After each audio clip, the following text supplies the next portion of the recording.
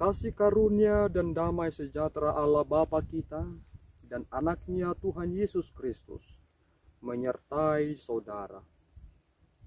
Amin. Shalom, saudara-saudara yang terkasih di dalam nama Tuhan Yesus Kristus. Senang bisa menyapa saudara di tempat saudara berada hari ini. Dalam dimensi yang berbeda tetapi dalam dunia yang sama. Sebagai insan yang diciptakan untuk Tuhan, marilah sebelum kita melakukan rangkaian aktivitas kita, mengawalinya dengan mendengarkan firman Tuhan. Firman Tuhan untuk kita pada hari ini tertulis dalam Amsal 14 ayat yang ke-34. Demikian firman Tuhan. Kebenaran meninggikan derajat bangsa, tetapi dosa adalah noda bangsa. Demikian firman Tuhan. Saudara-saudari yang terkasih di dalam nama Tuhan Yesus Kristus, Salomo meminta hal yang paling besar kepada Tuhan. Permintaannya yang besar adalah supaya Tuhan memberikan ia hikmat. Mengapa Salomo harus meminta hikmat dari Tuhan? Karena berupa tanggung jawab yang besar sebagai pemimpin satu bangsa. Bangsa Israel adalah bangsa yang besar.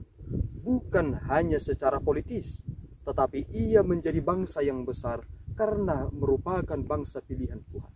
Sehingga jika tidak memiliki hikmat dari Allah, maka bagaimana ia dapat mempertanggungjawabkan bangsa yang besar tersebut? Kebenaran itu, hikmat itu berdiam diri pada orang-orang yang hidup benar. Tanpa kebenaran, maka tidak akan ada hikmat tertinggi. Pengetahuan manusia dapat dikendalikan oleh hikmat tertinggi. Sehingga kita mengerti satu hal, bahwa melalui nats firman hari ini, bahwa dikatakan kebenaran meninggikan derajat bangsa. Karena kebenaran itulah, maka semakin terlihat bagaimana kajian moral, bagaimana prinsip moral, dan bagaimana tindakan moral satu bangsa itu melahirkan hal-hal yang meninggikan dirinya.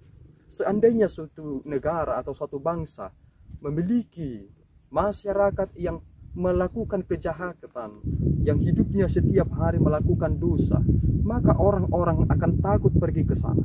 Tetapi ketika dalam satu bangsa atau satu tempat itu didengarkan oleh banyak orang adalah orang-orang yang ramah, baik, jujur, hidupnya benar, tidak melakukan tindakan kejahatan dan bejat, maka orang-orang akan tertarik ke sana. Tidak ada wisata membuat seseorang tertarik dan terpikat hatinya jika penduduknya tidak memelihara kebenaran. Ini menjadi satu karakter yang unggul jika dalam satu daerah memiliki masyarakat yang hidup dalam kebenaran. Saudara, kebenaran itu jugalah yang akan mengangkat saudara ke permukaan. Mungkin ketika saudara bekerja, ada yang membenci saudara karena hidup saudara jujur dan benar. Tetapi ingat, orang-orang yang benar dan hidup jujur sesuai dengan ketentuan yang Tuhan tetapkan dalam dirinya tidak akan lenyap begitu saja dari dunia ini.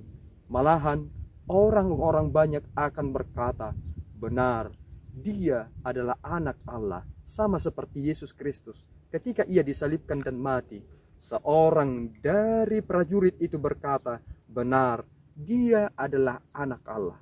Ketika dia berkata demikian, ternyata kita mengerti ucapan Yesus yang sangat eksplisit itu berkata, seorang yang mengaku Yesus adalah anak Allah, juru selamat dunia, adalah orang-orang yang telah dilahirkan oleh Roh Kudus. Sehingga saudara, milikilah kebenaran itu, sehingga saudara akan menjadi orang yang berhikmat, sehingga bangsa ini akan terangkat derajatnya karena memiliki masyarakat yang hidup benar.